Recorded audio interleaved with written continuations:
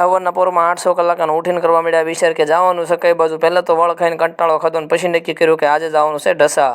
तो चलिए शुरू करते हैं। પીસી કર્યા વગર ડેલાની બહાર જવાય નહીં એટલે હાથમાં પકડી લીધી પીસી અને વૈયા આગળ કોલગેટની શોધમાં। પછી તો દાંતનું મટન છે એ ઓન કરી દીધું ને કહી દીધું મશીનને પ્રોસેસિંગ કરવાનું શરૂ અને પીસીની દાંત વચ્ચે જબરદસ્ત સંઘર્ષ શરૂ થઈ ગયો। ફટાફટ પીસી કરીને હાથમાં પકડી લીધો સાનો કેટલો ને કરી દીધું સા ઠલવવાનું શરૂ, કારણ કે સા પીધા વગર મને ચેન પડે ને આ બધું સા ભાખરીને દૂધની જમાવટ બોલાવી દીધી હવાના પોરમાં। જવાનું બીજું કોઈ કારણ નહોતું પણ એમાં એવું એક મેન કારણ એ હતું કે જવાનું હતું વસ્તુ બદલાવ એટલે ગાડી ખસકાવી સીધી ઢસા ગામની અંદર એન્ટ્રી મારી લીધી ફટાફટ। ઢસાના ગેટ વતી અમારું જોરદાર સ્વાગત કરવામાં આવ્યું પછી અમને કહી દીધું કે ભાઈ ફટાફટ કામ પતાવીને અહીંથી નીકળો, આ તમારા બાપનું નથી। પછી તો હું ઢસા જઈને મોઢું બગાડીને વહી આવ્યો દામનગરના ફાટકે। દામનગરના ફાટકે આવીને વાટ જોતા હતા કે તો રેલગાડીમાં છે બસોની સ્પીડમાં ઝપટ બોલાવીને આવીને વૈયા ગયા, ખબર જ ન પડી ક્યાં ગયા। ફાટક તોડીને પહોંચી ગયા ઘરે અને ઘરેથી ગાડી કરી રિટર્ન પાસે વાડીએ જવા। વાડીએ જઈને કુતરા નાખવાના હતા રોટલા। વાડીએ પગીને ગાડીની ઘોડે ચડાવી દીધી ને આવીને જોયું તો તૂતરા થઈ જતા વાંદરા એમાં છે કૂદકા મારતા એટલે વાંદરા નામ પાડી દીધું આનું। વાડીએથી ઘરે આવી જઈને ઘરે આવીને હાથમાં લઈ લીધી પરસાદ, એમાં છે લાડવા જોઈને મન મારું વરખાઈ ગયું। પછી તો કોઈને વાટ જોવા એમ હતું ને એટલે લાગી ગઈ ભૂખ એટલે ઉપાડી લીધો લાડવાનું બટકું બોલાવી દીધી ઝપાઝપી ખાવાની।